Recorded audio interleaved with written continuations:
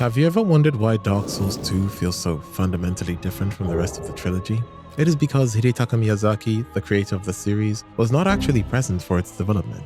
He had already moved on to lead the production of Bloodborne. This left the sequel in the hands of the co-directors Tomohiro Shibuya and Yui Tanimura. Miyazaki intentionally chose to remain as hands-off as possible, wanting to avoid stifling the new director's creative vision. However, midway through development, disaster had struck. The higher-ups at From Software decided the game was heading in an undesirable direction, leading to a massive shakeup where Shibuya was removed and Tanimura was forced to step up as the sole lead to save the project. By that point, a huge portion of the game had already been built, forcing Tanimura to perform a sort of development triage, where the entire world and narrative were scrapped and rewritten on the fly. Existing NPCs and bosses were completely remade to fit a new makeshift plot, and because they could not afford to start from scratch, Tanimura had to take assets and environments designed for a completely different game and slot them in wherever they could fit. This chaotic restitching of the project is the real reason for the game's infamous geographical inconsistencies, such as the nonsensical transition where players take an elevator from the top of the windmill directly into a sea of molten lava. When the first gameplay reveal for Dark Souls 2 dropped, it promised a version of the game that was significantly more advanced than what we actually got. The early footage showed a system where darkness was a core mechanical feature. In those trailers, corridors were pitch black, making a torch mandatory for survival rather than a choice. You could see the flame reflecting off armor and casting sharp shadows across the walls. This gave areas like the first Fallen of the Giants and No Man's Wharf a heavy horror atmosphere that felt genuinely dangerous. The final release was a shock because that shadow-driven world was almost entirely stripped away. The lighting was much flatter and brighter, rendering the torch mostly unnecessary for navigation. The PlayStation 3 and Xbox 360 hardware simply could not handle the original lighting engine without the frame rate collapsing. From Software had to scale back textures and lighting just to keep the game playable, leaving a permanent gap between the ambitious trailers and the technical reality of the console version. Many fans and even the original creator, Hidetaka Miyazaki, initially viewed the first Dark Souls as a completely self-contained story with no inherent need for a continuation. Miyazaki has mentioned in various interviews that he prefers creating new worlds from scratch rather than building bloated franchises just because a title is successful. In his mind, the first game concluded the narrative arc of the world. Whether you chose to link the fire or became the Dark Lord, the immediate struggle of the era was resolved. This philosophy is why he moved on to lead Bloodborne instead of directing the sequel, treating the first game as a definitive statement on life and choice. Much like how standalone films such as Akira or Perfect Blue concludes without needing a second entry to explain what happened next. The existence of Dark Souls 2 forced the narrative to reinvent a completely new narrative to justify that the world has not simply ended or moved on to something else. In the original game, your final choice felt monumental and world-altering. However, because a sequel was required, the lore had to shift. New lands were made, and new lore entries were written. Due to this, the narrative felt unique, but at the same time it did not hit the same way the original Dark Souls did. Also, the first entry in the game was a massive success, and at least the first half of it was widely considered to be a masterpiece till date. Just as Gwyn refused to let his Age of Fire die, the massive success of the first game made it impossible for the studio to let the franchise die. The lore of Dark Souls 2, which focuses on how the names and even the gods of the first game were forgotten by time, mirrors perfectly how sequels often drift away from the core identity of the original work. The divisive reception of Dark Souls 2 is ultimately what brought Hidetaka Miyazaki back to the director's chair to finish the trilogy. While the second game was a financial success, the backlash regarding its disconnected world, bad boss design, terrible boss runbacks, weird mechanics, and in general lack of the soul that the first game had. Miyazaki had been busy directing Bloodborne during the development of the second entry, but the internal and external pressure to return the series to its roots was so high that he stepped up to lead Dark Souls 3 almost immediately after finishing his work on the Victorian horror title. This transition explains why Dark Souls 3 feels like a direct love letter to the original game while almost completely ignoring the lore of the second. Miyazaki essentially returns to correct the flaws of the previous entry and end the series that felt consistent with his original vision. Because of this, many of the experimental mechanics introduced in the second game were scrapped in favor of the faster, more aggressive combat he perfected in Bloodborne. This shift in direction is why fans often view the third game as the most polished and mechanically sound entry, as it benefited from Miyazaki's direct oversight and the technical lessons he learned from the failed experiments of its predecessor. The development of the third game was essentially a rescue mission for the franchise's legacy. By weaving the lore back to the characters and locations of the first game, like Anno Londo and Kiln of the First Flame, Miyazaki sought to provide the closure that was missing from the second entry. It turned the trilogy into a sandwich where the two ends are tightly connected, leaving the middle entry as a strange experimental outlier. This return to form is largely why the final game is often cited as the peak of the series, combining the atmospheric depth of the original game with the refined gameplay of From Software's modern era. When the developers first began the identity of Dark Souls 2, they used a specific metaphor to describe its relationship to the original game. If the first Dark Souls was the North Pole, then its sequel was the South Pole. This was not a comment on physical distance, but a mandate on time. The core philosophy was to show a world so far removed from the era of Lordran that history itself began to wrap around and erase its own tracks. While the first game felt like walking through the immediate ruins of a fallen empire, the sequel places you in the ashes of ashes, where the legends of the past have been mangled into half-remembered myths. This focus and extreme passage of time is what makes Dragon Lake feel both familiar and completely alien. The game treats the world like layers of failed kingdoms stacked on top of each other. Time has washed away the specifics of the original cycle, where you are not playing the direct sequel to the events after the ending of Dark Souls 1 or following the next route into Gwyn's story. This Southpaw narrative approach explains the intentional inconsistencies found throughout the narrative. Artifacts contradict the people who carry them, and structures don't seem to align with the stories told about them. By the era of Dragon Lake, the tragedy of the First Flame has been repeated so many times that the names of the original gods are gone. One of the more significant technical shifts in Dark Souls 2 was the move towards a dedicated server infrastructure, a massive departure from the chaotic networking of the first game. In the original Dark Souls, online play relied on a fragile peer-to-peer system that often felt like it was powered by a router than actual code. Summon signs would frequently fail to appear, and invasions were inconsistent because the game struggled to bridge connections between players' consoles. To fix this, the directors of the sequel introduced a central game server that acted as a matchmaking authority, which is why players were greeted with a login screen every time they started the game, a feature that felt futuristic compared to the predecessor's hands-off approach. This server-driven backbone changed how the world felt on the fundamental level. Messages, bloodstains, and player ghosts became far more reliable because they were being pulled from a coordinated central service rather than being passed around randomly between consoles. This infrastructure also enabled the controversial soul memory mechanic, which tracked the player's total earned souls to place them in specific matchmaking tiers.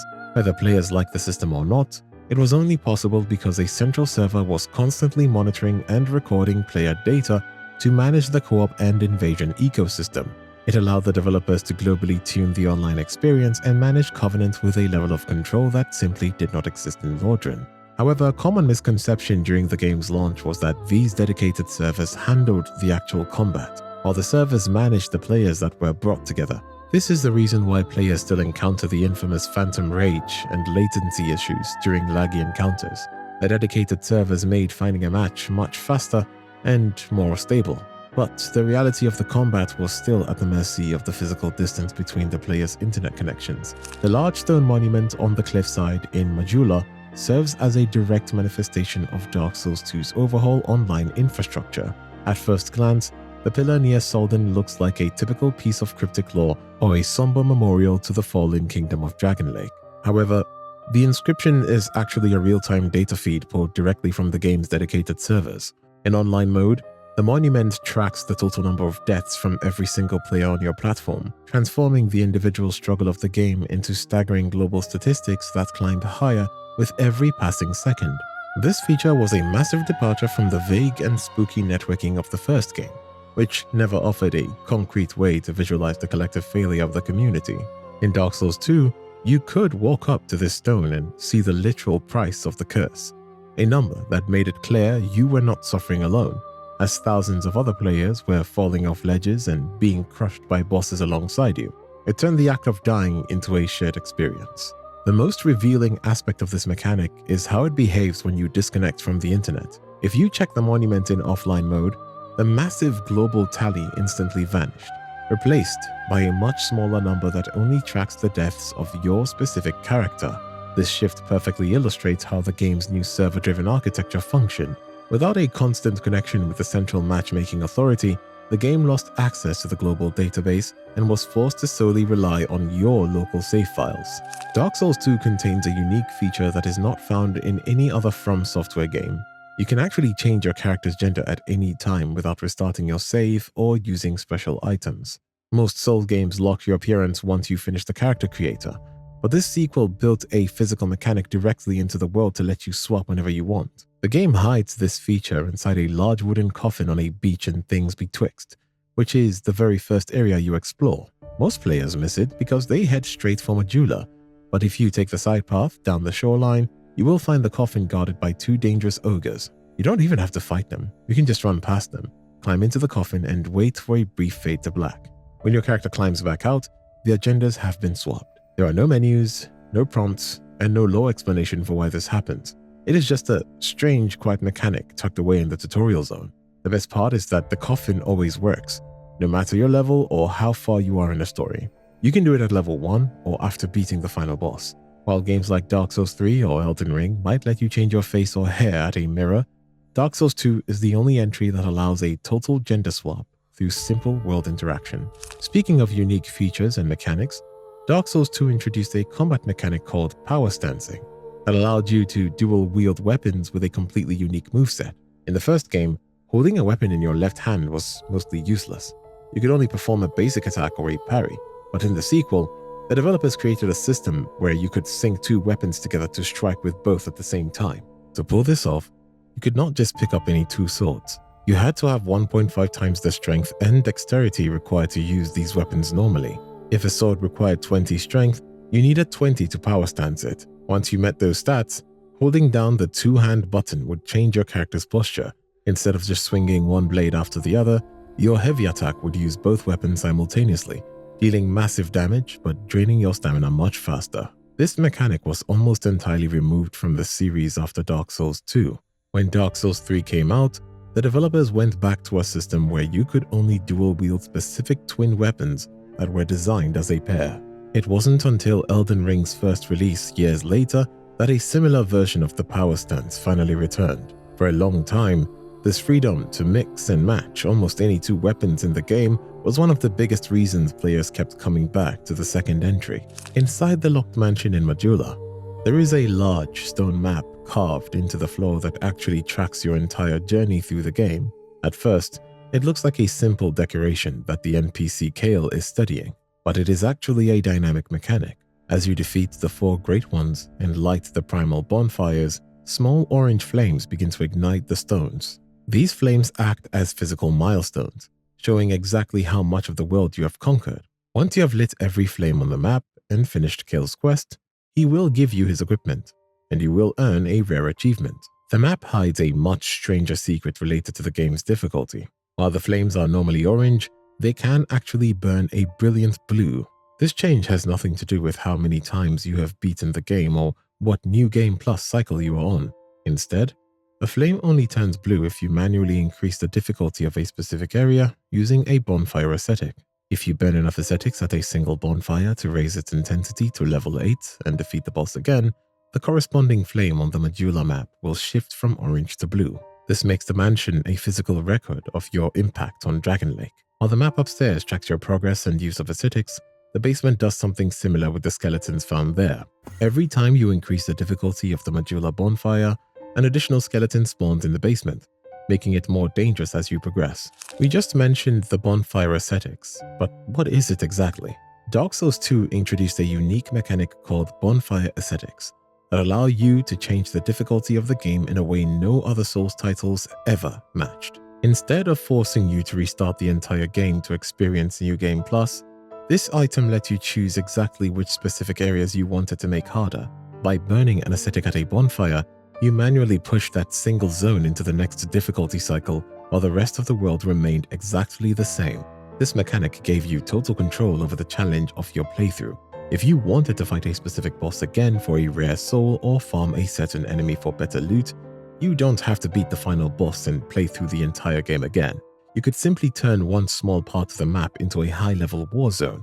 The enemies in that area would gain more health, hit harder, and sometimes even drop new items that were normally only available in New Game Plus. It was the most flexible difficulty system the series has ever designed, built directly into the world itself. The Bonfire Aesthetic also perfectly fits the game's theme of endless repeating cycles. Since Dark Souls 2 is a story about time constantly resetting and history collapsing on itself, the aesthetic allowed you to trigger a localized reset whenever you wanted. It turned the game into an open-ended experience where you could manipulate the time of Dragon Lake to suit your needs. While later games like Dark Souls 3 and Elden Ring moved away from this idea, the ability to force a miniature New Game Plus remains one of the most celebrated features of the second entry. The theme music for Majula is composed at exactly 60 beats per minute. This was not a random choice by the composer, Motoi Sakuraba. By setting the tempo to 60 BPM, the music perfectly matches the ticking of the real-world clock and the average resting heart rate of a human. This creates a psychological sense of calm and safety, making Majula feel like a true place of rest compared to the chaotic and aggressive music found in the rest of the game. This specific tempo also ties directly into the game's obsession with the passage of time. As we have discussed, Dark Souls 2 is a story about cycles and history being erased over thousands of years. By having the hub music sync with the clock, the game constantly reminds you that time is moving forward, even in places that feels like it's standing still. It turns the soundtrack into a living part of the environment, subtly influencing your heart rate to help you relax after a difficult boss fight. While many players find the melody beautiful, some fans have pointed out that the constant steady rhythm can feel unsettling if you listen to it for too long. Because it perfectly mimics a ticking clock, it can create a feeling of waiting for something to happen. This fits the lore of Majula perfectly, as it is described as a town full of people who have lost their purpose and are simply waiting for the world to end. Speaking of music, Dark Souls 2 was the first time the sound of the series began to change behind the scenes. It marked the moment Yuka Kitamura joined Motoi Sakuraba on the soundtrack. Before this project, Sakuraba was the only musical voice for Dark Souls, but this sequel is where Kitamura entered the picture and started shaping the future From Software's music. From that point on, she became a permanent part of the studio's identity. After her work on Dark Souls 2, Kitamura went on to compose for Bloodborne, Dark Souls 3, Sekiro, and Elden Ring. She eventually became one of the main composers associated with From Software titles. If you notice that the later games feel more dramatic, emotionally sharp, and focused on individual characters compared to the first game, that musical lineage actually started right here. This collaboration was a major turning point for the franchise. The soundtrack of the second game acted as a bridge between the classic, atmospheric style of the original and high-energy orchestral scores of the later series. It was the only project where Sakuraba and Kitamura worked together to define the shifting tone of the series. By introducing Kitamura's style in Dark Souls 2, the game set the stage for the iconic music that would eventually define the most famous boss fight in gaming history. Shanalot, the Emerald Herald in Majula, is arguably the most complex firekeeper in the entire trilogy, because she is not actually human. While other firekeepers in the series are often portrayed as mysterious and ethereal, Shanalot is a constructed being. Later in the game, she reveals that she was created by men who were trying to use dragons to find a way to break the undead curse. She describes herself as a failure, explaining that she did not come out as her creators intended and was essentially an experiment that did not work. This artificial origin explains her strange connection to the world and how she seems to manifest whenever you need her. Most fans believe she was created by Aldia and King Vendyr during their dark experiment with giants and dragons. Her name was not even given to her by her creators. She received it from the ancient dragon. This ties her identity directly to the massive creature in the Dragonary, which is also widely believed to be an artificial creation made from giant souls. Because she is a living failure, her goal in helping you reach the throne of want is deeply personal. She tells you that she has been waiting for someone who can shatter the shackles of fate, because it is the only way she can be set free from the purpose she was manufactured for. Besides being a firekeeper, she is a half-dragon and half-human being who is using your journey to escape her own unnatural existence. This tragic backstory makes her the only firekeeper in this series whose survival and freedom are directly tied to the player's success in ending the cycle. Inside the mansion in Majula, there is a tiny detail on the bookshelf that most players walk right past. Among the dusty notes and old tomes, there is a specific book model that is not just a random texture. It is a real-world French novel from 1907 titled Le Désir de Vivre by Paul Acker. When fans took high-resolution screenshots of the book, they found that the book matched a real 1921 edition perfectly. The title translates to The Desire to Live, a name that feels incredibly fitting for the series defined by the struggle against death. The same book actually appeared in the first Dark Souls long before the sequel was even made. You can find it on the shelves of the Duke's archives, sitting near Seath the Scaleless' laboratory. In Dark Souls 2, the developers reused the asset in both the private chambers of Brightstone Cove Seldora and the map room in Majula. From Software has never explained why they chose this specific book, but its placement in areas obsessed with forbidden knowledge and immortality seem very intentional. The book acts as a subtle link between games. It appears in the Duke's archives where Seath the Scaleless was chasing eternal life, in Seldora and in Majula. The desire to live in these locations highlights the desperate attempt of every character in the series to escape their fate. Morglin the Armorer has one of the most reactive character arcs in Majula, and it is entirely driven by how many souls you spend at his shop. When you first meet him, he's an insecure merchant selling basic leather gear and struggling to stay afloat. However, as you pour more currency into his business, he undergoes a physical and personality shift, eventually transforming into the most arrogant merchant in the entire series. This progression mirrors your own journey toward power, but instead of becoming a hero, Morglin simply becomes financially insufferable. The game tracks your investment in his shop through specific milestones. Once you spend 1,000 souls, he gains enough confidence to stock better equipment like the Elite Knight set. The real turning point happens after you spend 15,000 souls. At this stage, Morglin enters his new money era. He changes his posture, brags about his booming business, and starts stocking high-end boss armors. He stops being shaky with the newcomer and begins acting like Majula's premier fashion shopkeeper, treating you more like a source of income than a friend. The most unique part of this arc is a secret reward you can only get by completely being broke. If Morglin is in his fully arrogant phase and you talk to him while carrying exactly 0 souls, he will actually take pity on you. He delivers a hilarious line about how pathetic you look and gives you the transparent aura set for free. This semi-invisible armor boosts your equipment load and serves as a final ironic gift from a man who only remembered what it felt like to be poor because you showed up with nothing. Besides Morglin, there are a lot more strange NPCs like Sweet Shalquire, the talking cat lounging in a stone storefront. She is perhaps the most mysterious and clued-in character you meet. Beyond her smug attitude, she sells the Silver Cat ring for 13,400 souls, which is the most elegant way to survive the massive pit in the center of town. While you can try to brute force the drop with high HP, this ring makes many of the game's lethal falls survivable early on. Shalquire's inventory actually expands as you conquer the world's weirder challenges.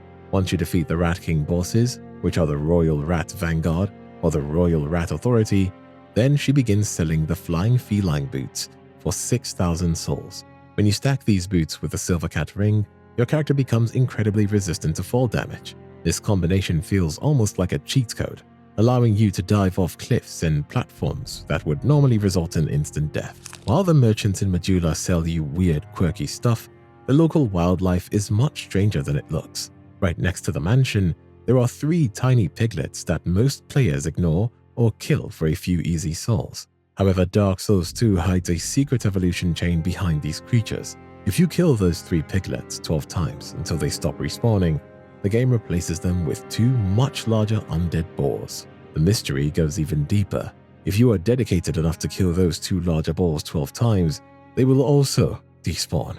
And the game will spawn one final enemy, a single, massive, giant undead boar. This beast is essentially a mini-boss that only appears once per playthrough. Once you defeat the final giant boar, it drops 3 cracked red-eyed orbs and disappears forever. Not even joining the Company of Champions Covenant will bring it back. To see this evolution chain again, you have to burn a bonfire ascetic at the Majula bonfire to reset the area to the next difficulty cycle. It is one of the most easily missed secrets in the game, tucked away right under the noses of the town's friendly merchants. After exploring through the merchants, we now need to talk about some new mechanics introduced in Dark Souls 2, which completely overhauled how you interact with ladders. But the change actually caused a lot of accidental deaths for players coming straight from the first game. In the original Dark Souls, tapping the circle button or the B button while on a ladder will make you slide down quickly to go to the bottom. In the sequel, however, Tapping that same button causes your character to let go entirely and jump off the ladder. If you are high up and do this, it usually results in an immediate "you died" screen. This left thousands of veteran players falling to their deaths because they were trying to slide down a ladder the old way by tapping the button. Parrying in Dark Souls 2 works differently than in the first game and requires much more patience. When you tap the L2 button or the left trigger button just before an enemy attack lands, you will not get the immediate critical hit animation. Instead, a successful parry causes the enemy to lose their balance and fall flat on their back. They will sit there for a few seconds completely vulnerable before they eventually try to stand up. The trick to dealing maximum damage is waiting for them to actually hit the floor. Once they are lying on the ground, you have to walk up and tap R1 to perform a devastating critical attack. If you panic and press the attack button too early while they are still in the middle of falling, you will only deal regular damage. This causes the enemy to recover and instantly get back to their feet, effectively wasting the parry you worked so hard to get. This change makes the combat feel more methodical and punishing. You have to stay calm after the parry succeeds and wait for the specific window while the enemy is on the ground. It also makes the parrying in PvP much more dramatic, as there is a long, tense pause between the moment you deflect the blow and the moment you deliver the final strike. Dark Souls 2 introduced a much deeper way to control the weapons in your left hand compared to the rest of the series. Just like in the first game, you can hold two-handed weapons in your right hand by tapping the triangle or the Y button. However, this is the only entry that allows you to specifically two-hand the weapon in your left hand as well. To do this, you simply hold down the triangle button and your character will shift their grip to focus entirely on your offhand weapon. If you are holding two weapons of the same class, say for example, two daggers or two straight swords, then holding down the triangle button won't just two-hand the left weapon. Instead, your character will shift into a dual-wield stance. Once you are in this position, your L1 and L2 buttons change from simple blocks or parries into special combined attacks that use both weapons at the exact same time. There is a catch to this system that often confuses players. Even if you have two identical weapons, the game might not let you enter this special stance. This usually happens because you haven't met the stat requirements. To power stance, you need 1.5 times the strength and dexterity that the weapons normally require. If you don't have those extra stats, your character will just default back to two-handing the left weapon instead of syncing them together. The Last Giant is the first major boss you face in Dark Souls 2, and he immediately subverts everything you expect from a tutorial boss. Many players go through this fight thinking they can break his limbs to make the battle easier, similar to the tail cuts in the first game. However, hitting his arms does absolutely nothing. There is no limb, health bar, or special mechanic that allows you to weaken him by focusing on his body parts. The real twist happens when he drops to about 60% health. Instead of you breaking his arm, the giant reaches across his chest and rips it off himself. This is his second phase transition. By tearing off his own limb, he actually becomes much more dangerous. He begins using the severed arm as a massive club, giving him a longer reach and wider attack arcs that are much harder to dodge. This fight sets the tone for the rest of the game's design. It teaches you that bosses in Dark Souls 2 are unpredictable, and that winning a phase doesn't always make you safer. While many fans consider Ludek's Vendyr from Dark Souls 3 to be a better mechanical tutorial, The Last Giant perfectly introduces the idea that in Dragon Lake, things often get much worse right when you think you have the upper hand. The Last Giant has a rare detail that most players miss because it depends entirely on where he is standing when he dies. He actually has two completely different death animations, which is almost unheard of for an early game boss fight in the series. Most players only ever see the standard forward collapse, where he stumbles, drops to his knees, and crashes face first into the dirt. However, there is a second, much more dramatic death animation, where he falls backward. This alternate ending only triggers if he is killed while pushed towards certain edges of the arena, or if his balance is off when the final blow lands. Instead of slumping forward like a wounded animal, his massive body slams against the rubble and he ends up lying flat on his back. He doesn't look like a defeated monster in this pose. He looks like someone who has finally found rest after centuries of torture. It adds a layer of tragedy to the fight when you realize the Last Giant is actually the legendary giant lord from the past, now broken and imprisoned. While the forward fall emphasizes the status as a mutilated prisoner, the backward fall feels much more somber and peaceful, as if the war he started ages ago has finally reached its end. Near the area where you first meet the NPC Pate, there is a hidden wall that is almost impossible to find without a guide. Pate mentions that there is a treasure behind the nearby gate, but he also fails to tell you about the secret door located right before the staircase. Unlike most secrets in the series, this wall doesn't look suspicious at all. It perfectly goes along with the rest of the stone and isn't even located at a dead end, making it incredibly easy to walk right past. The most frustrating part about this wall is how you have to open it. In the first Dark Souls, you discovered hidden paths by attacking the walls or rolling into them. In Dark Souls 2, many secret doors require you to stand in front of them and press the interact button. However, for this specific door, the game provides no button prompt at all.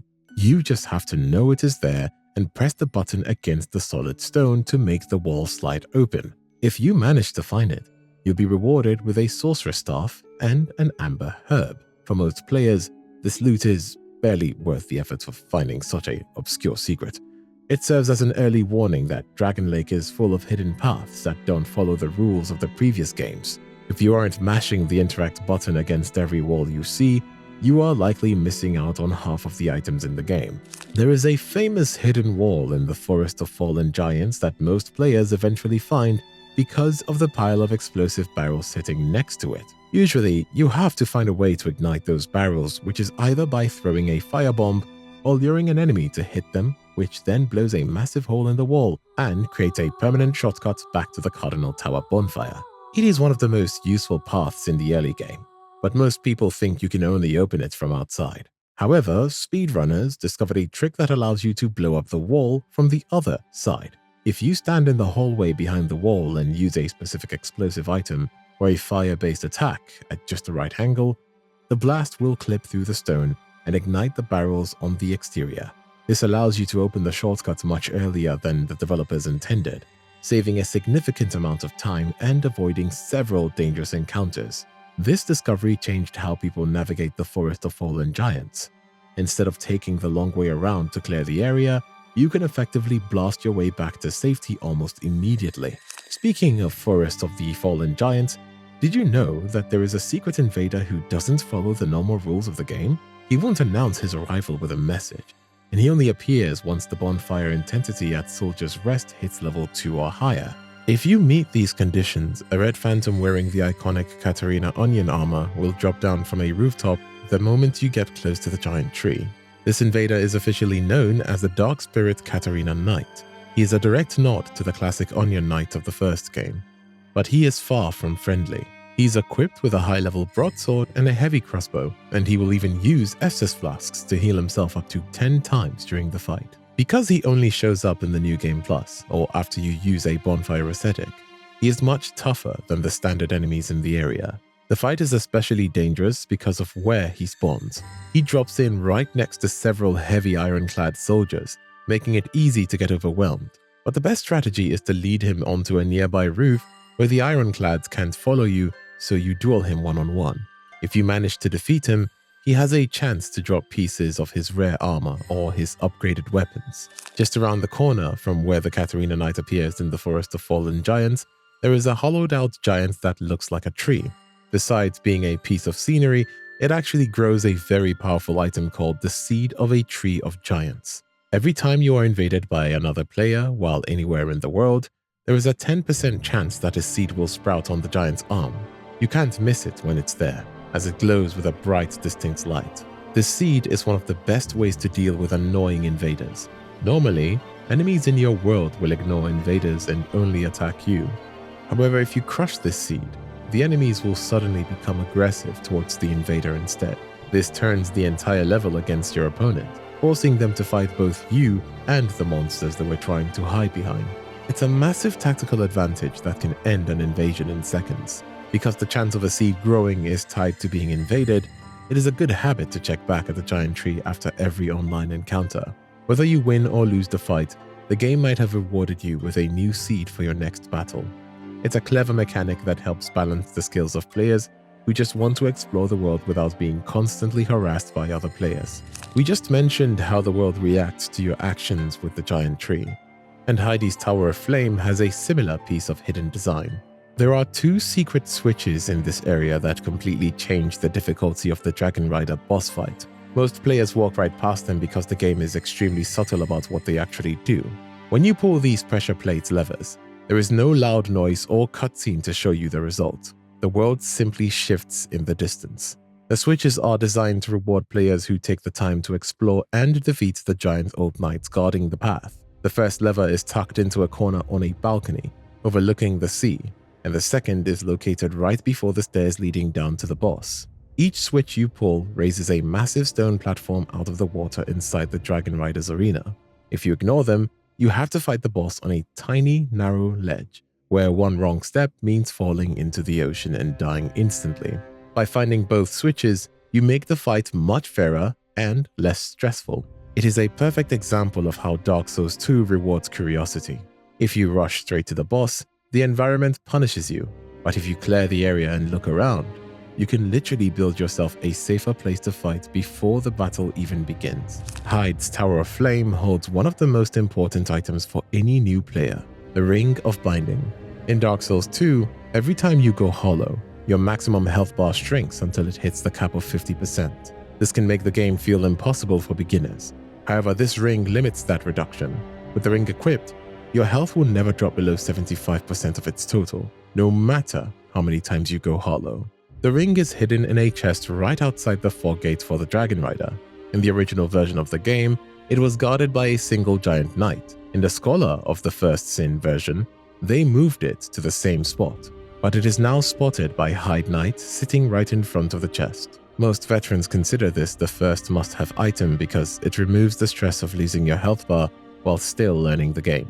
We just talked about the Ring of Binding and how it helps you manage your shrinking health bar, but the primary way to fix your hollowing is the human effigy. While most players just see it as a useful consumable, its design is actually one of the most unsettling details in the game. The item is modeled like a crude woven cage for a human being, and once you notice that distinct silhouette, you realize the game has been hiding enlarged versions of it in plain sight all across Dragon Lake. The item description calls it a warm, soft, shadow-like effigy that changes depending on who looks at it. Mechanically, it restores your humanity and max HP, or can be burned at a bonfire to block all invasions and co-op. But its physical shape is a bulbous oval body and a smaller round head woven together like a hollow basket. It is a literal miniature cage meant to act as a stand-in for a person.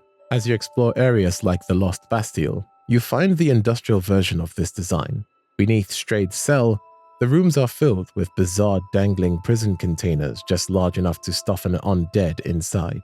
And because the Bastille was a massive detention center for the exiled undead, these cages were the literal effigies of the kingdom containers for the broken people Dragon Lake wanted to forget. While items like the Ring of Binding help you survive the dangers of Hyde's Tower, there is a legendary trick that lets you bypass the arena's first boss entirely.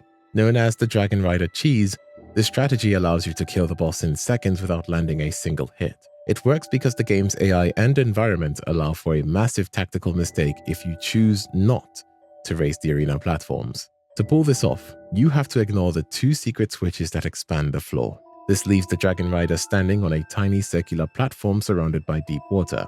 When you enter the fog gate, you stand perfectly still near the entrance and count the boss's steps as he walks towards you. Once he reaches a specific distance, usually on his 6th or 7th step, he will commit to a long-range halberd thrust.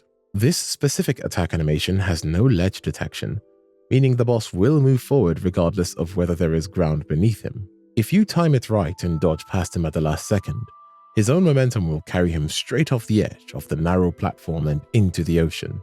He dies instantly, giving you full souls and progress as if you had fought him fairly.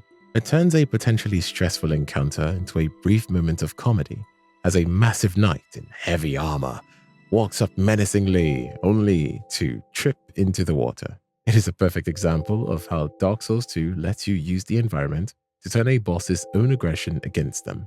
In the Blue Cathedral of Hyde's Tower of Flame, you face a boss called the Old Dragon Slayer, who looks identical to Dragon Slayer Ornstein from the first Dark Souls. While the game never explicitly confirms his identity, there is a mountain of evidence suggesting he's either the original knight or a dark imitation of him.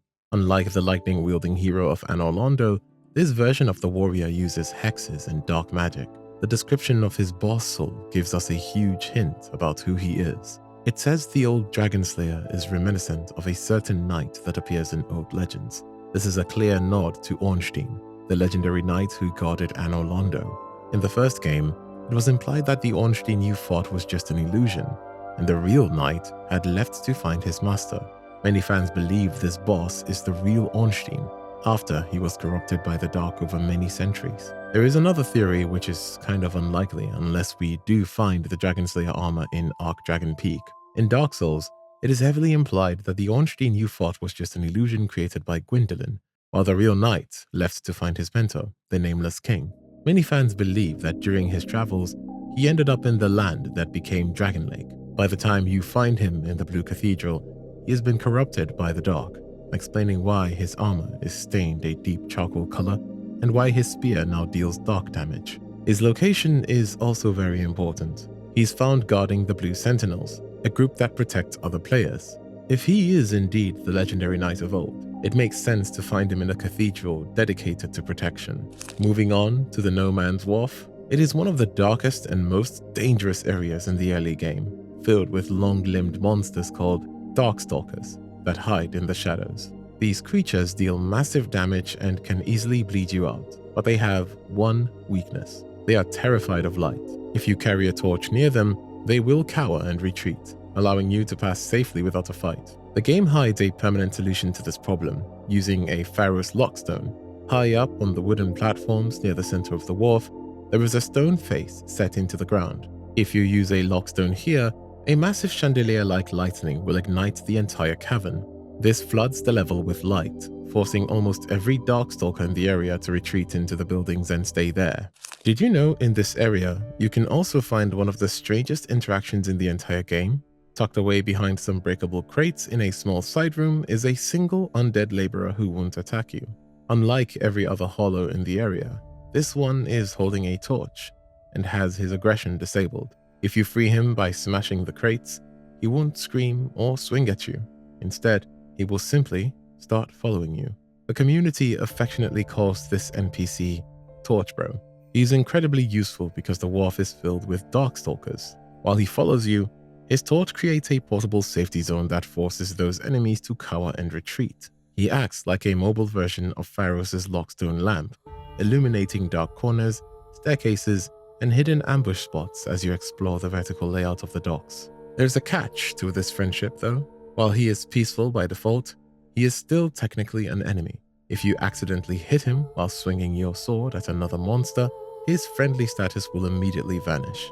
He will drop his torch, pull out a weapon, and try to kill you just like any other laborer. But if you keep him safe, he will stay by your side until you leave the area. Once you make it through the darkness of No Man's Wharf, you eventually board the ghost ship to face its boss, the Flexile Sentry. This encounter features a unique mechanic that isn't found in any other Souls game. Instead of a traditional health-based phase change, as the fight progresses, the water in the ship's hold slowly begins to rise around your legs. At the start of the fight, the floor is only slightly wet, allowing you to roll and move around freely. However, as the water creeps higher, your movement becomes sluggish, your roll distance shrinks, and your stamina recovery slows down. The longer you take to defeat the sentry, the more water fight against you, making it harder to dodge the boss's relentless attacks. The Flexile Sentry is perfectly designed to take advantage of the sinking arena. It consists of two torsos, fused back to back. One side uses fast slicing swords, while the other swings heavily, stamina-draining clubs. In the early dry parts of the fight, you can easily kite the club side or roll through the sword flurries. But once you're waist-deep in water, those same dodges often fall short, leaving you vulnerable. According to the lore, this ship was used to transport prisoners to Lost Bastille, and the sentry acted as an executioner who drowned those deemed unworthy of a cell. The rising water is simply the ship performing its grim intended purpose. When you first arrive at Lost Bastille, you'll find yourself on a high walkway near the Macduff's workshop bonfire, but the door is locked tight. Most players assume they need to find a key hidden deep within the fortress to reach the blacksmith. However, there is a much faster way to get inside. At the top of the long curved stone staircase leading down toward the workshop, you'll see a single explosive barrel just sitting there. If you carefully line yourself up and kick the barrel or let it roll naturally all the way down the stairs, it will eventually slam into the cracked section of the wall at the bottom. If the barrel explodes on impact, which you can ensure by hitting it with a fire arrow or a firebomb, it will blow a massive hole in the wall. This creates a permanent shortcut that leads directly to Macduff, the Steady Hand, the game's primary blacksmith for infusions. We previously talked about how Pharos' lockstone can be used to bring light to the darkness of No Man's Wharf, but not every contraption is so helpful. In the Lost Bastille, there is a specific Pharos device that literally screams at you. When you plug in a stone, a blood-curdling, high-pitched shriek echoes through the area. Fans discovered that this is the exact same distant girl screaming sound used in Ulasil Township from the first Dark Souls DLC. Players eventually traced the original sample back to the sound library used in the Harry Potter movies. What makes this contraption so unsettling is that it offers no reward. Usually, the item description says these stones activate the creation of Pharos the Vagabond to help those in need, but this one provides no secret door or hidden item, but rather just a haunting scream at a moment of pure confusion. Speaking of weird sounds, many players swear that if you stand perfectly still in areas like the Lost Bastille or Dragon Eyrie, you can hear a faint low whispering following you, a constant muttering voice that no NPC ever acknowledges. The ruined sentinels are more than just 3 identical bosses in a cramped room. They actually have individual names and a tragic origin story that spans across the entire Dark Souls series. These 3 are Yahim, Riche, and Alicia, who are not living beings at all. According to their armor descriptions, they are formless souls bound to distinct suits of armor by the jailer of the Bastille. This is why they move with such mechanical precision and why their helmets are fused directly into their breastplate, where there is no one inside. The history of their armor is a direct link to the deeper lore of the series. While they guard the Lost Bastille in Dark Souls 2, their look is based on a company of knights sent by an ancient king to the Ringed City to retrieve the Dark Soul. Those knights were soundly defeated and eventually forced into service by the judicators of that city. By the time you find them in Dragon Lake, their legend has faded into a dark fable, and they have been reduced to hollow shells acting as eternal prison guards. In combat, these sentinels have a unique desperation move that many players miss. If you stay out of their reach for too long, they will actually throw their shields at you like a massive, heavy frisbee. Once they do this, the shield embeds itself into the wall and the sentinel cannot retrieve it for the rest of the fight. While this makes their attacks faster and unlocks a new somersaulting smash, it also makes them significantly more vulnerable to your strikes. Hidden behind an illusory wall in the servant quarters of the Lost Bastille is a secret area called Belfry Luna. This zone is entirely optional, but it holds a massive piece of fan service, a boss fight against the Belfry Gargoyles. If they look familiar, it's because they are a direct callback to the iconic Bell Gargoyles from the first Dark Souls. However, while the original fight only forced you to juggle 2 enemies, Dark Souls 2 takes the difficulty to a much more chaotic level. In this version of the fight, you can face up to 6 gargoyles at once. The game starts with 2, but as you lower their health, more and more join the fray. Unlike the first game, where the gargoyles were protectors of the Holy Bell, these ones are part of a bizarre love story involving the prince and princess of Alkin and Ven, guarding a bell that represents a forbidden romance between 2 rival kingdoms. There is a huge mechanical reward for finding this hidden area. Beneath the boss arena is a massive pit filled with dogs and an NPC invader, but tucked away in a corner is the Bastille key. If you grab this key, you can go back to the Sinner's Rise and use it to light the 2 oil tracks on either side of the Lost Sinners boss arena. Lighting these fires illuminates the room, allowing you to unlock the Lost Sinner from much further away and making the battle significantly easier. It's the perfect example of how a potential difficult side quest can provide the exact tool you need to conquer a main story boss. We just saw how the Lost Bastille used massive cages as effigies to hold its outcasts. But the land of Seldora hides an outcast of a different kind. Once you free the weaponsmith Ornifex from her cell in the Shaded Woods, she moves to a small house in Brightstone Cove. The moment you step inside her workshop, you notice that every shelf and corner is packed with strange pale-headed dolls. The game never explicitly explains why she collects them, but their shape is a massive Easter egg for veteran players. These dolls look exactly like the peculiar doll from the original Dark Souls, the item that granted you entry into the painted world of Arianis. That world is a snowy sanctuary of outcasts, abominations, and crowfolk. Given that Ornifex is a crow-like being herself, these dolls feel more than just decorations. They feel like a tribute to her origins and the realm she can no longer reach. This connection goes even deeper when you talk to her. Ornifex mentions that her soul-forging craft was taught to her by a pale beast, which many fans believe is a reference to Seath the Scaleless. By surrounding herself with these dolls, Ornifex is preserving the memory of a lineage that dates back to the very beginning of the series. If you've made it this far into Dragon Lake, you might feel like you're just wandering through a graveyard of giant knights and weird monsters without a clue as to why.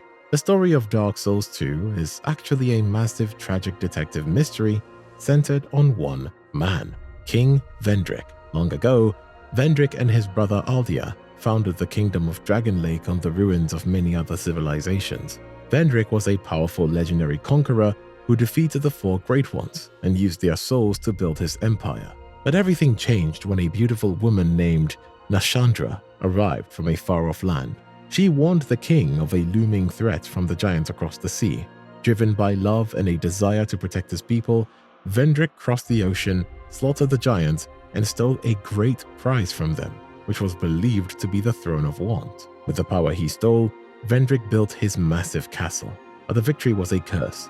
The surviving giants eventually invaded Dragon Lake in a vengeful war that lasted generations, leaving the kingdom in ruins. During this chaos, Vendyr realized the horrible truth. Nashandra was a fragment of Manus, father of the Abyss, who manipulated him into stealing the giant's power so she could use it to usher in an Age of Dark. Heartbroken and realizing he had been played, Vendyr did something drastic.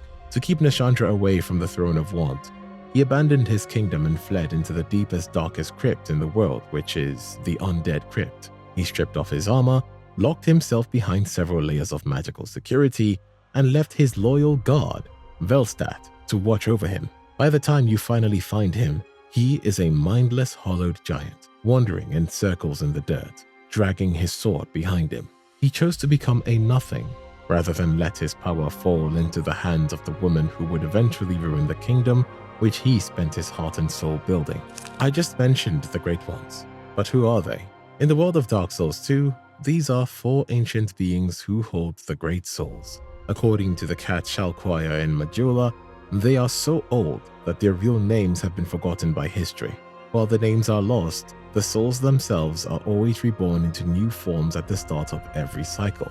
King Vendyr actually defeated the versions of these four from his own time and used their power to build Dragon Lake. By the time you arrive, the souls have found new hosts. If you play on New Game Plus, these bosses drop the original souls from the first game, proving that they are reincarnations of the original lords. The old Iron Kings hold the old King's soul. Like Gwyn, he was a ruler who was eventually consumed by fire. Shalquire calls him a vainglorious liar who threw himself into the flames. After he was killed by the Smelter Demon, he sank into the lava and was possessed by an evil that lurked below, turning him into the demonic bull creature you fight. The lost sinner holds the old witch soul and is a prisoner punishing herself for trying to relight the first flame, which was the exact same mistake the Witch of Izalith had made. During the intro, you can see a chaos bug crawling into her eye, which is the same creature that controlled the Bed of Chaos in the first game. Her handcuffs even boost pyromancy damage. The Rotten holds the old dead one's soul, much like Nito, the first of the dead. The Rotten is a massive pile of hundreds of stitched together corpses. He lives in the Black Gulch, a place of total darkness and decay deep underground. He seems to be the guardian of all the unwanted and broken things that fall into the pits of the world. And finally is the Duke's dear Freyja, which is the only exception as the spider isn't the Great One. She's just guarding the soul. The actual entity is the writhing ruin. The NPC Tark explains that his master was a being born with a fatal flaw who hated those who had what he lacked, which is a direct description of the dragon Seath's obsession with immortality. The soul is actually found under the ancient dragon corpse in the back of the arena. These four souls are the beacons you need to collect to prove you have enough power to reach the king. The version of the game you are playing is likely Scholar of the First Sin, But you have never wondered who that scholar actually is. While King Vendyr was busy building a kingdom and then hiding from his queen, his brother, Vendyr, was obsessed with a much bigger problem: the nature of the world itself. Vendyr is the scholar, and the first sin he is studying is the act of Gwyn linking the first flame.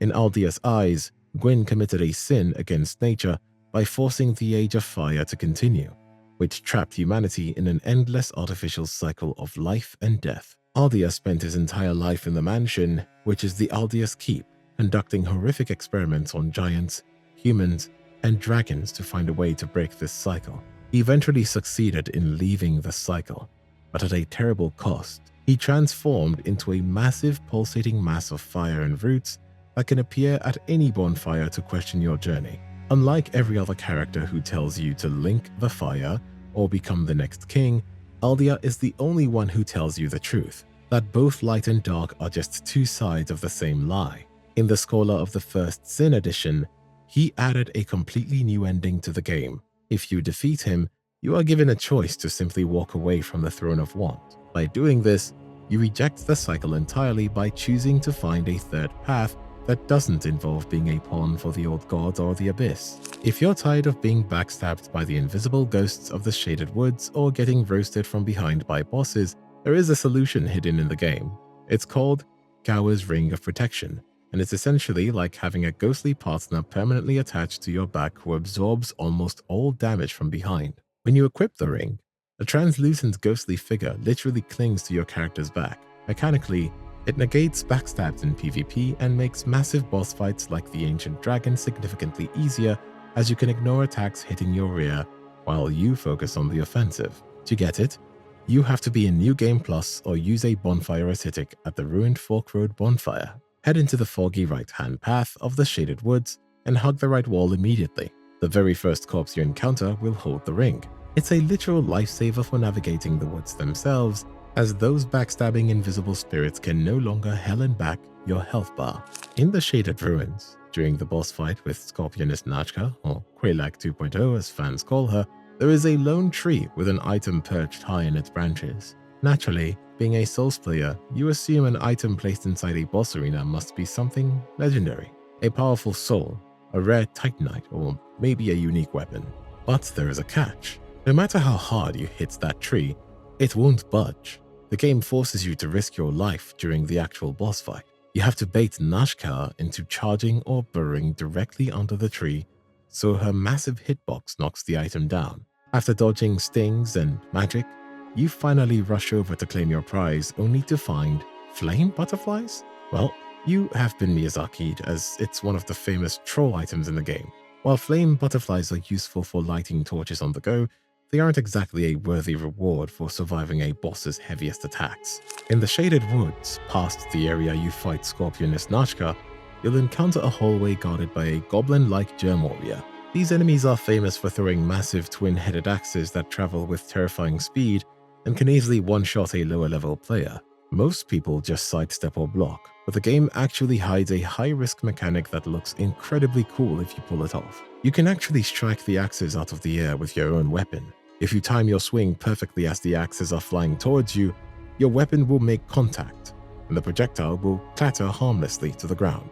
It's an incredibly tight timing window that serves no real tactical purpose, since sidestepping is 100% safer, but it is one of those rare flex mechanics kept in from the early gameplay trailers. This was one of the features showcased back when Dark Souls 2 was first being revealed to prove how interactive the combat was. While many other promised features like that famous lighting system were dialed back or removed, this projectile deflection mechanic stayed in. Throughout your journey, you've likely encountered two suspicious warriors, mild-mannered Pate and Creighton the Wanderer. Their rivalry finally comes to a bloody head in a small house in Brightstone Cove, Seldora. If you have progressed both of their storylines and spoken to them at every location, you will walk into a room where they are locked in a fight to the death. This is a rare choose your side moment in Dark Souls 2.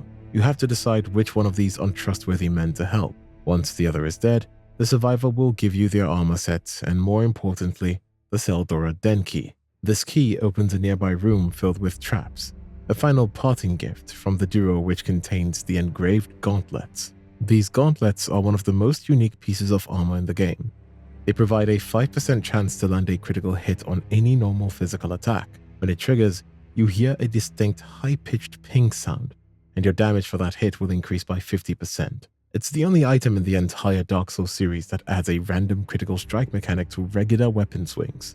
The rivalry between Pate and Kraton is essentially a mirrored version of the classic patches and lore trek dynamic seen throughout the Souls series. Every forum and comment section asks the same thing. Who is the moral choice? Who should I actually help?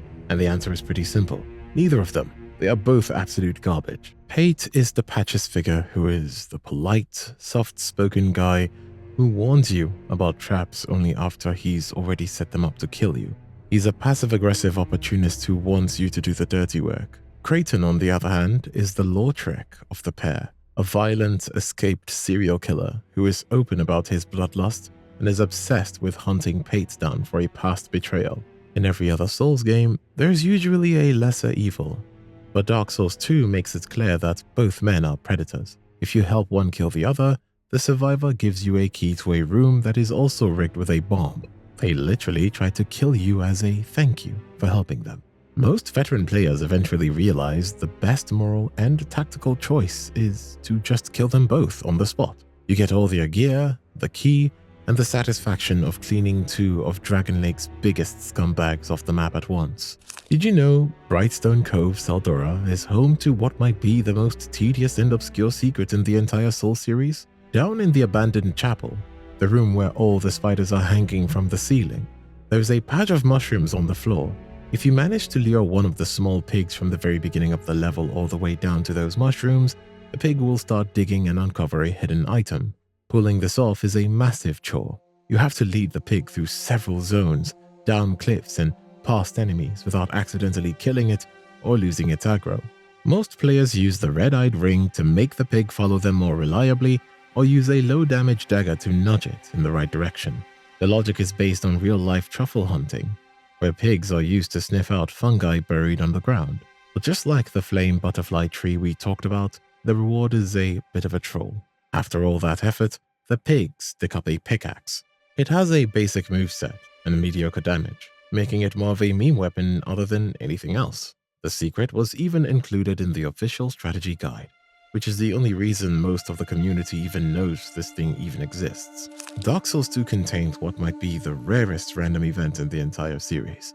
According to the official strategy guide, there is a 1 in 1,000 chance for a tiny, friendly piglet to spawn at the Royal Army campsite in Brightstone Cove, Saldora. You'll find him standing right outside the tents, minding his own business. Unlike the aggressive boars nearby, this little guy won't attack you. If you manage to find him, he functions exactly like the larger pigs. He'll follow you to the mushrooms in the chapel and dig up the pickaxe if you lead him there. However, because the spawn rate is so absurdly low, most players will go through dozens of playthroughs without ever seeing him once. To this day, the community hasn't found any other secret purpose for the piglet. He doesn't drop a special soul, he doesn't unlock a hidden ending, and he doesn't talk. It is just a weird niche Easter egg. If you are playing through the game on New Game Plus or using a bonfire aesthetic, the Duke's dear Freya won't wait for you to reach her arena at the bottom of the cove. As you make your way through Brightstone Cove, Saldora, she will suddenly climb up a cliff face near the first encampment and attack you early. She'll stick around for about 30 to 40 seconds, shooting beams and trying to crush you before eventually retreating back into the depths. While it's incredibly difficult to actually kill her here because she leaves so quickly, any damage you manage to deal to her during this surprise encounter carries over to the actual boss fight later on. This is a great way to make the final encounter a bit easier. If you've got high damage spells or a strong ranged weapon, you can chip away a decent chunk of a health bar before the real fight even starts. Speaking of the Lost Sinner and her self-imposed exile, the way you enter the arena can completely change the difficulty of the fight. Right before her fog gate in Sinner's Rise, there are 2 locked doors on either side of the long staircase. Most players ignore them because the game doesn't hint that they matter, but inside each is a metal trough filled with black oil and a heavy chain leading down into the arena. If you have the Bastille key, which is found in the optional Belfry Luna we discussed earlier, you can unlock these rooms and light the oil with a torch. The fire races down the channels and ignites 2 massive sconces inside the boss room, effectively turning on the stadium lights for the fight. In the dark, the Lost Sinner is a nightmare to deal with. She moves with incredible speed, and your lock-on will constantly break if she steps more than a few feet away from you. By lighting the room, you stabilize the lock-on and make her fast-paced lunges and thrusts much easier to read. It turns a chaotic struggle in a blackout into a fair duel. Lore-wise, this darkness is a part of her penance, where she chooses to stay in the dark as punishment for the ultimate sin. And by lighting those fires, you are literally forcing her out of her shadows to face you. Building on the fact that the lost sinner hides in the dark to punish herself, it's worth asking, what was the ultimate sin she committed? In this world, the great souls of the past act as echoes that reshape whoever picks them up. The game tells us that what was once a great soul now exists only in many fragments. These fragments don't carry memories, but they do bend people into specific roles. The rotten becomes a heap of death like Nito, and the old Iron King becomes a monarch consumed by ambition like Gwyn, and the lost sinner is no different, who made the mistake of reinventing the fire. Her soul description is direct. The lost sinner tried to light the first flame. She didn't do this because she was possessed, but because the fragment she carried was an imprint of the Lord who first decided to recreate the fire. When you defeat her in New Game Plus, she drops the old witch soul, confirming she carries that remnant of chaos. Just like the Witch of Izalith, she ended up with a chaos bug in her eye and a heart full of guilt. The next great soul wailing in the dark is the Rotten, a boss which most players remember for the fire pits and the giant butcher's cleaver. But there is a major mechanic that often goes unnoticed, and that is, you can cut off both its arms. Each arm has its own hidden HP bar. If you focus your attacks on them, the limbs will eventually tear away in a spray of gore and fire. Cutting off his right arm removes his ability to use the cleaver, and cutting the left removes the instant death grab attack. If you take both, he becomes completely pathetic. He can only try to body check you with his stumps, losing almost all his offensive pressure. The most unsettling part happens about 20 to 30 seconds later. The Rotten will perform an animation where the corpses on the ground literally knit themselves back together to regrow his arms. New bodies fuse into the shape of a limb like undead Lego bricks, and he gets his full moveset back. You can keep cutting them off, but he will keep rebuilding them. If you found the idea of the Rotten regrowing his arms with the undead a rather disturbing sight, then wait till you look closer at who is actually stirring the massive pile of meat. While the boss looks like one giant cohesive monster, there is a tiny, easily missed detail. Perched on the Rotten's right shoulder is a single pale undead man. This small figure is almost invisible during the chaos of the fight, but if you zoom in or look at high-resolution screenshots, you can see him partially fused into the neck and shoulder area. He doesn't have a weapon, and he doesn't attack you directly. Instead, whenever the Rotten performs a major attack, like the Giant Cleaver Slam or the Darkness Explosion, the little man on the shoulder mimics the movement. This has led to some massive lore theory that the Rotten is actually a powerful undead, possibly an exiled Pharaoh or a Sun King who is using the power of Nito's soul to stitch thousands of unwanted corpses together into this abomination. Speaking of bosses with weird anatomy, the covetous demon in Harvest Valley takes the prize for the most bizarre physical interaction in the series. Most players write him off as a big beige slug that is too easy to kill, but his grab attack hides a mechanic that is equal parts hilarious and frustrating, which is that he can forcibly unequip all of your gear mid-fight. If you get caught in his lunging grab, he swallows you whole. Your character vanishes into his mouth like you've been tossed into a fleshy washing machine. When he finally spits you back out, you'll realize something is wrong. You're standing there in your underwear. Besides being a super weird interaction, the lore for this is directly tied to Dragon Lake's saddest failed suitor. He was once a man who fell hopelessly in love with Mytha, the baneful queen. When she rejected him, he tried to eat his way into becoming worthy, but instead bloated into a monster driven by pure gluttony. To him, your shiny armor are just snacks. He swallows your gear because he's an addict for precious things, trying to fill the hole left by the queen who didn't want him. Speaking of Mytha and her kingdom built on poison and neglect, a question may arise.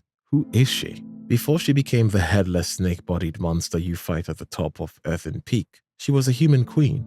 She was married to a man who eventually became the Old Iron King, but he never truly loved her. Driven by a desperate obsession to stay beautiful and win back her husband's affection, Mytha began consuming poison and bathing in it, believing it would preserve her youth. Instead, the toxins mutated her body, turning her into a monstrosity. Her obsession was so deep that she eventually decapitated herself. Her head is the one she carries in her hand during the fight, which she uses to cast powerful sorceries. If you walk into her boss room normally, the entire floor is covered in a deep pool of poison. This pool constantly drains your health while simultaneously healing Mytha, making the fight almost impossible for most players. However, there is a famous secret to trivializing this encounter. Go to the Earthen Peak bonfire, equip a torch, and walk out onto the narrow ledge near the massive windmill blade. Then stand next to the axle of the windmill and light it. Burning the windmill mechanism causes the gears throughout the entire tower to stop. This miraculously drains the poison from her boss room, leaving only a small rim of toxic sludge around the edges. Without the poison to heal her, Mytha becomes a much simpler fight, proving that her power was entirely dependent on the toxic environment she built to hide her insecurity. If you head down to the giant pit in Majula, you'll find the gutter. This is where Dragon Lake dumps everything it wants to forget: rotten planks, poison jars, and discarded memories. Most players rush through this area in the dark, but the gutter actually takes time to react if you light every single torch sconce in the entire zone. If you light every last one, a unique dark spirit will suddenly invade your world, the Gutter Denizen. This phantom is a secret boss that nobody meets unless they painstakingly illuminate the entire garbage labyrinth. When you defeat him, he drops the Black Witch set, which belonged to Zuli the Witch. Speaking of giant pits, if you look closely at the texture for the corrosive acid and debris in the pits near the second bonfire, you'll find a piece of the modern world. Hidden right there, in the trash texture, is a discarded Heineken beer can texture. During the game's development, artists likely used real-world photos of garbage to create realistic trash textures. In the process, a recognizable Heineken can was caught in the source image and accidentally mapped onto the floor of one of the most depressing areas in Dark Souls 2. From Software clearly missed it, and for years, players walked right over it without realizing they were stepping on free advertising. When you are pulled into a Rat Bros world as a Grey Spirit, you usually face a massive disadvantage. You have to deal with aggressive rats, Pharaoh's lockstone traps, and a hostile player. Most people think they have to kill the host to leave, but the game actually gives you a much easier victory condition, which is to reach the fog gate. If you ignore the host and just sprint to the fog gate at the end of the area, you win the encounter. Not only do you get a Pharaoh's Lockstone as a reward, but you're also teleported to the end of the stage in your own world. The best part is that there is zero penalty for losing. If you die in a Rathbros world, you don't lose your souls or your humanity. You just respawn exactly where you were. It might feel like Dark Souls 2 is disconnected from the rest of the franchise, but that couldn't be farther from the truth. The fingerprints of the first game are everywhere, starting with that weird chaos bug from the original Bed of Chaos making a reappearance in the Lost Sinners cutscene. If you look closely at her mask, you can see it crawling around, confirming that the 4 old ones are remnants of the original Lord Souls. You even need these 4 powerful souls to open a sealed door just like in the first game. While the Lord Vessel is technically missing, you can actually find its broken shards hidden behind the mansion in Majula. And if you fly above the map, an exact replica of the original sits just out of reach. The most obvious physical link is the old Dragon Slayer in Hyde's Tower of Flame, an area that feels like a budget version of Anor Londo. This knight is either the original Ornstein or a similar sentinel using his iconic thrust and arm slam attacks. The Leo ring even makes a comeback here, with descriptions mentioning it was a beloved possession of its owner. Other familiar faces return too, like the Belfry Gargoyles who use the exact same boss music from the first game, though there are twice as many of them this time.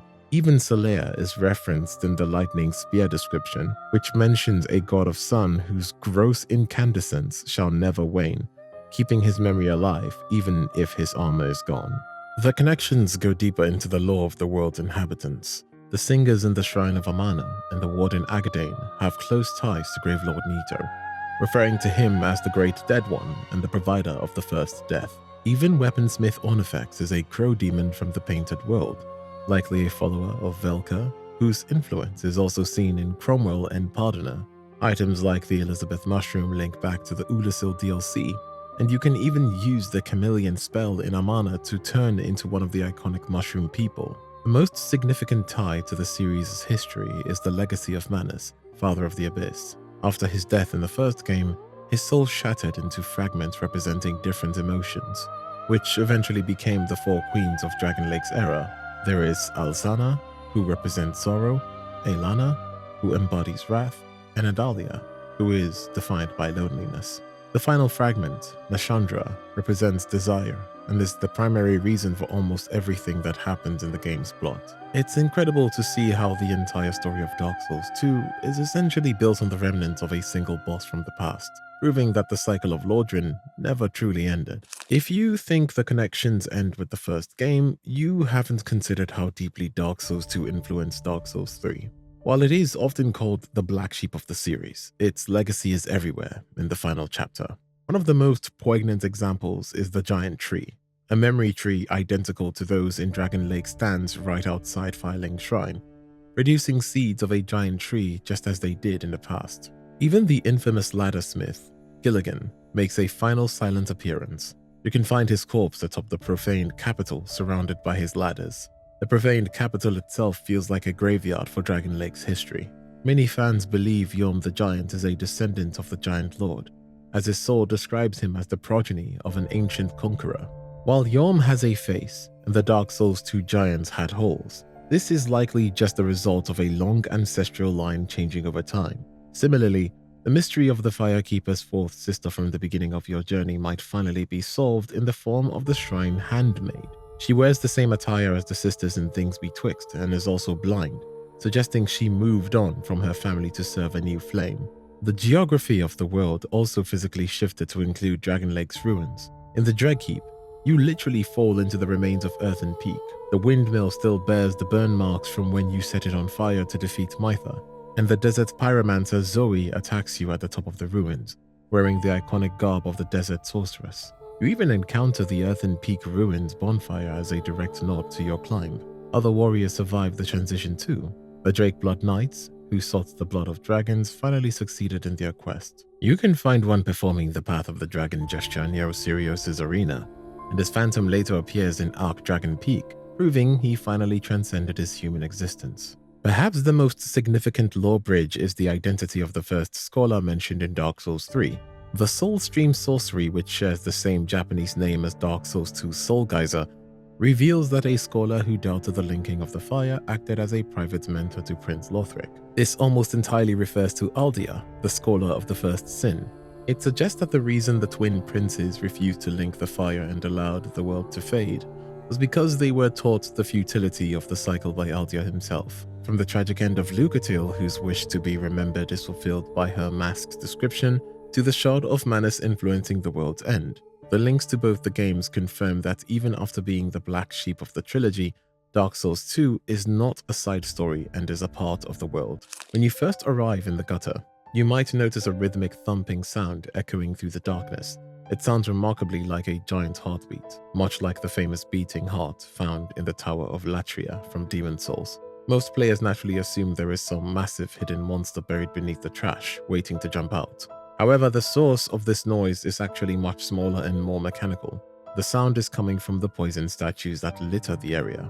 It seems the toxic liquid is physically pulsing through them like blood, and the heartbeat is the sound of that internal pressure. You can prove this yourself by destroying every statue in your immediate vicinity. As soon as the statues are gone, the heartbeat disappears entirely. If you were confused by the giant passive ant tucked away in a hidden corner of the gutter, you aren't alone. Most players see a massive insect and immediately start swinging, but this creature is actually a discarded experiment of Aldia. According to the official guide, this species is native to the land of Jugo and was brought to Dragon Lake to study before being dumped into the trash pit when it outlived its usefulness. The ant serves a surprisingly helpful purpose in such a toxic level. The yellow fumes it emits actually cure poison. If you've been hit by too many statues and your meter is filling up, standing in the mist will clear the status effect instantly. It's a rare moment of mercy from the developers, though they made it characteristically difficult to figure out since most people are too afraid to stand next to a giant bug. There is a small trade-off, however. Those same life-saving fumes are slowly degrading your equipment. The corrosive effect is extremely slow, which is nothing like the instant break pools found elsewhere. But if you linger too long, you might find your armor at risk. If you walk slowly off the cliff near the second millipede creature in the Black Gulch, you'll land on a hidden ledge containing a forgotten door. There are actually 3 of these locked stone doors hidden throughout the pit of the world, one in the gutter, one in the Black Gulch, and one halfway down the giant hole in Medulla. Inside these rooms are some of the most powerful items in the game, including the Soul Vortex sorcery, several high-level catalysts, and the Great Lightning Spear. The door in the gutter is particularly famous because it holds Havel's armor set. Just like in the first game, this set is a staple of PvP builds due to its absurdly high poise and physical defense. Meanwhile, the door in the Black Gulch hides Dark Diver Grandel, the leader of the Pilgrims of Dark Covenant. You have to find him in the 3 separate hidden locations across Dragon Lake to unlock the Abyss dungeons and the fight against the Dark Lurker. To actually open these doors, you need the Forgotten Key, which is guarded by 2 elite giants hidden even further down the cliffs of the Black Gulch. You have to drop down one more ledge from the first hidden platform to find their cave. These giants are notorious for their massive lingering hitboxes, so most players prefer to cheese them with ranged attacks from the safety of the cave entrance. Defeating them grants you the key, a soul of a giant which you'll need for the Vendyr fight, and the Ring of Giants +1. Speaking of the forgotten doors and the strange characters you find in the dark, Rosabeth of Melfia offers one of the most subtle and human interactions in the entire game. When you first find her outside the Shaded Woods, she is petrified, half-dressed, and completely vulnerable. Once you free her with a fragrant branch of yore, she doesn't just thank you and move to Medulla. She asks for something no other Souls NPC ever does. She asks you for clothes. Most players just hand her whatever spare rags or heavy armor they have lying around in their inventory, so she stops shivering. While she moves to Medulla to become your pyromancy teacher, the game quietly tracks exactly what outfit you gave her and performs a surprisingly personal detail. Rosabeth actually changes her hairstyle to match the gear you chose. She attempts to rebuild her identity around the version of herself she thinks those clothes represent. If you give her light sorcerer's robes, she adopts loose flowing hair like a proper Melfian mage. Give her formal or noble clothing, and she ties her hair back in a clean, dignified style. If you hand her rugged commoner gear, she switches to a practical bun. There are multiple hairstyle assets hidden in her model that the game swaps based on your gift, making her one of the few characters in Dragon Lake who is actively healing. Besides Rosabeth, there are other interesting NPCs as well. A good example would be Benhart of Jugo, a man who is, in every way possible, the spiritual opposite of Vengal.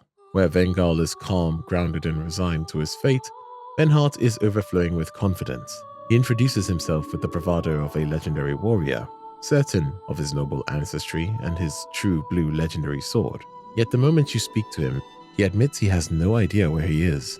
He's been wandering in circles, entirely unaware that he's standing 50 feet from the fork door he claims to be seeking. Ironically, Vengrel, a literal severed head, knows exactly who he is and where he remains. Benhart, a fully intact warrior, is completely lost geographically, emotionally, and narratively. The irony of Benhart's character goes even deeper when you look at his gear. He is incredibly proud of his signature sword, insisting it is a legendary one-of-a-kind blade. However, item descriptions reveal it's just a cheap, inaccurate replica of the Moonlight Greatsword. Yet, in the strange logic of Dragon Lake, the man living a lie gets a full heroic questline, while the man, with absolute clarity, is left as a head in the ruins, forever longing for a body he'll never reach. Speaking of the Moonlight Greatsword, the secret to finding it is one of the most involved processes in the game.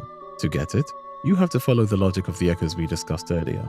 Since the Duke's dear Freya inherited the soul of the Pale Drake Seath, she's the one guarding the weapon's essence. To obtain it, you must defeat Freya on New Game Plus or use a bonfire aesthetic to reset the area to New Game Plus difficulty.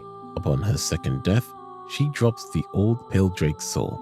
If you take this soul to the weaponsmith Ornifex, she can forge it into the true Moonlight Greatsword. Unlike Benhart's physical blade, the real version scales purely with intelligence and fires waves of magical moonlight with its heavy attacks, exactly like it did in the hands of Seath the Scaleless. Speaking of the two versions of a legendary sword, the Giant Lord has a similar clever narrative loop. When you enter the memory of Oro and finally face the Giant Lord at the height of the war, you're fighting the king of the giants in his prime. However, if you look at his design, his posture, his crown, and his massive stone sword, you might realize you've seen him somewhere before. The Giant Lord is actually the last giant, the very first boss most players encounter in the Forest of the Fallen Giants. When you fight the last giant at the start of the game, he is a withered, pathetic shell of his former self, impaled by a stone pillar and chained in a dark cavern. The reason he becomes so incredibly aggressive the moment he sees you, even ripping off his own arm to use as a club, is because he remembers you. From his perspective, you are the one who traveled back in time, slaughtered his army, and defeated him at the peak of his power. You only get the kingship needed to become king because you defeated the Giant Lord in the past. But the Giant Lord was only trapped and weakened enough for the kingdom to survive because you were there to stop him. It is a rather tragic realization that the last giant is a fallen king who has spent centuries in a dark hole, festering in his hatred for the stranger who ruined his life, only for that same stranger to walk through his fog gate one last time to finish the job. The Lois armor set takes hidden passives to a strangely specific extreme. Found in the frozen wastes of Ilium Lois, this set is famous for its ability to restore a small amount of HP every time you kill an enemy. It's an incredibly powerful tool for sustaining yourself through long levels without burning through Estus flasks, but it hides a secret that can make it feel completely broken, or rather completely useless depending on what gender you are. The health on kill effect only works for female characters. If you're playing as a male character, the armor functions as a standard heavy plate with no special healing properties whatsoever. This is a pretty strange passive, but I think this might be tied to the lore, as Lois Knights were extremely devoted to Alsana, the Silent Oracle. Their armor was enchanted to protect and serve the feminine, meaning your character's gender is literally a stat check for whether this gear works. Personally, in all of my playthrough, I play as a female character, so this is not much of a problem for me. But if you're playing as a male and want that sweet HP regen, your only option is to head back to the gender-swapping coffin in Things Betwixt to change your identity. Speaking of that gender-locked Lois armor and the knights who wore it, obtaining the set is one of the most infamous grinds in the series. While the standard Lois soldiers drop their gear pieces occasionally, the silver Lois armor and the soul of Alsana are locked behind a unique trust mechanic. Alsana, the Silent Oracle, is the third Queen of Dark and the Shard of Manus representing fear.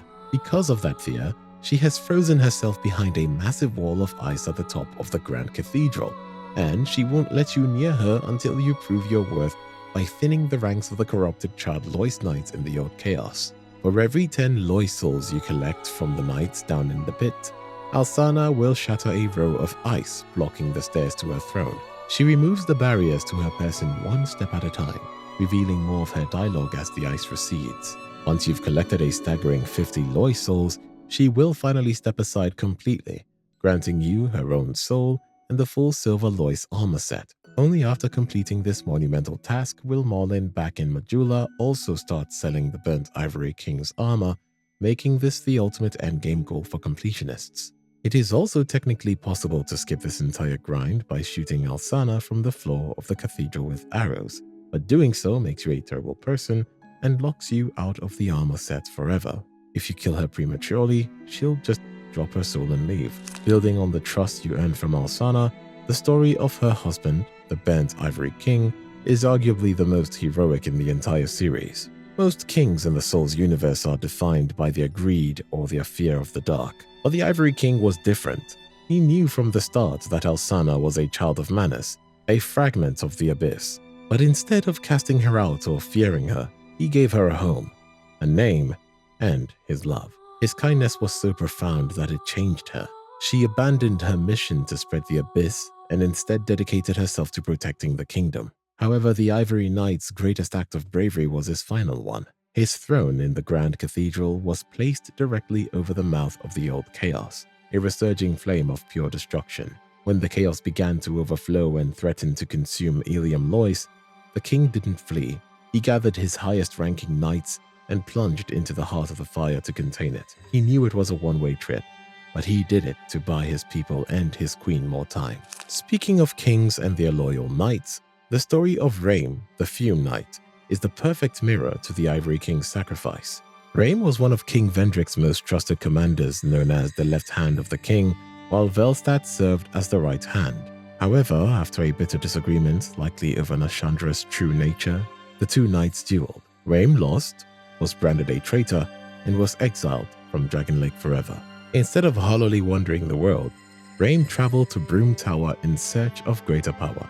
There, he encountered Nadalia, Bride of Ash, another shard of Manus. But unlike the other shards who sought to manipulate kings, Nadalia was alone and fading. Raim didn't try to fix her or banish her. He chose to become her champion. He discarded his old shield, the Great Shield of Glory, realizing that a shield was useless to a man who had already lost everything he was meant to protect. Instead, he took up the Fume Ultra Greatsword, a massive slab of dark iron fused with Nadalia's ashen power. When you face him at the bottom of Broom Tower, he is widely considered the hardest boss in the entire game, with From Software's own data showing a staggering 93% failure rate. You're going to need more than just luck to survive Raim's exile. Before you even step through the fog, you must ensure you have destroyed the 4 ashen idols surrounding the arena using smelter wedges. If you leave them, they will constantly heal Raim throughout the fight, making an already impossible encounter truly infinite. It's also generally advised to fight him solo. Summoning NPCs like Steelheart Ellie or Carillion of the Fold increases his health by up to 300%, while offering very little actual damage in return, often making the fight much harder than it needs to be. Raim's combat style is split into 2 distinct brutal phases. In the first phase, he dual wields a longsword and a signature Ultra Greatsword. His most dangerous move here is a quick backsword slash, used if you try to linger at his sides, which has almost no tell and can catch you mid-roll. However, you can actually manipulate his AI. If he performs an overhead smash, his greatsword glows with a crack that prevents him from transitioning to the second phase for 20 seconds. You can even bait this attack and prevent him from transitioning to a second phase, keeping him in the easier first phase for the entire fight. Once he hits roughly 60% HP or immediately if you wear Velstat's helm, he enters his second phase, ditching the longsword to two-hand his Fume Ultra Greatsword infused with fire and dark energy. His Fire Sword swipe is deceptively slow, covering a 270-degree arc that will roll catch you if you panic. From a tactical standpoint, Raim is a stamina management test. Even high-stability shields like the Germ Great Shield will struggle with the sheer impact and chip damage of his dark-infused attacks. Your best bet is to maximize your physical and dark defense. Using the Dispelling Ring +1 found in Broom Tower is a lifesaver here. Because he has high elemental resistances, non-infused or raw weapons often outperform magic or lightning builds. If you can stay patient, avoid the temptation to get greedy with extra hits, and focus your movements toward his unarmed side during the second phase, you might just become part of the 7% who actually make it out of the pit alive. Have you ever wondered why the Fume Knight immediately enters his second phase if you walk into the arena wearing Vestalt's helm? Most bosses in Dark Souls have a health threshold, usually around 50 or 60%, that triggers their power, but Raim is the only one who can be triggered by your fashion choices. And the reason behind this is tied to his deep, bitter piece of lore. As we touched on earlier, Raim and Velstat were once the 2 strongest pillars of King Vendrick's army. They were like brothers in arms until Raim realized that Queen Nashandra was a manipulative fragment of the Abyss. When Raim tried to warn the king, Velstat, who was the loyal right hand, stood in his way. The 2 fought a legendary duel to decide the fate of the kingdom. Raim lost, was stripped of his rank, and was exiled as a traitor. He spent years in the Brom Tower festering in that defeat, eventually finding a new mother in Nadalia. When you walk through the fog gate wearing Velstat's signature gold-suited helm, he sees the face of the man who humiliated him and cast him into the ash. His trauma and rage are so intense that he skips the formalities of his longsword stance and immediately taps into the dark ashen power of Nadalia to kill you as quickly as possible.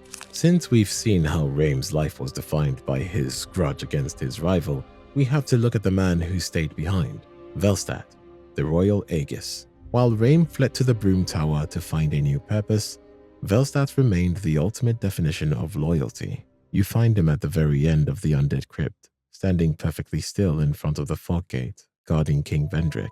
He is protecting a mindless man who doesn't even recognize him anymore. The tragedy of Velstat lies in his own corruption. His armor and his massive chime hammer were originally a brilliant shining gold, but after centuries of standing in the pitch-black darkness of the crypt, they have become suited and stained by the dark. The game's description tells us that Velstadt knew Vendrick was losing his soul, but his devotion was so absolute that he followed his king into the literal grave to ensure that no one, especially not the shards of menace like Nashandra, could ever reach the king's ring. Even more fascinating is his connection to the miracles he uses. In the second phase of his fight, Velstadt buffs himself with a dark aura and begins casting dark sorceries through his hammer. Because he stayed in the darkness for so long to protect the king, his very soul became infused with the dark. He became the thing he was originally meant to fight. If you thought the Fume Knight was the peak of Broom Tower, the memory of Ser Alon offers a challenge that is as much about respect as it is about combat. To even reach him, you must have the Ashen Mist Heart and the crown of the old Iron King, allowing you to enter a suit of armor that serves as a gateway to the past. This is the memory of the old Iron King, a snapshot of the kingdom at its absolute zenith. Ser Alon was a master of the blade from an eastern land who arrived when the old Iron King was still a minor, unestablished lord. He trained his soldiers, established his borders, and was the primary architect of the king's rise to power.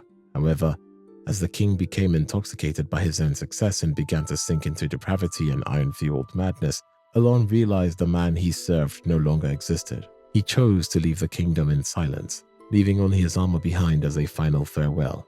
The saddest part of this entire encounter is if you manage to defeat Ser Alon without taking a single point of damage, he will immediately drop to his knees, draw his katana, and perform a ritual suicide called seppuku as an admission of his own failure. In his eyes, being struck is one thing, but being untouchable means you are a superior master of the blade, and his code of honor demands he end his own life rather than live with the shame of such a one-sided defeat. If you manage to defeat him hitless, then being rewarded with this animation is the greatest level of honor, as it proves that you have finally get good.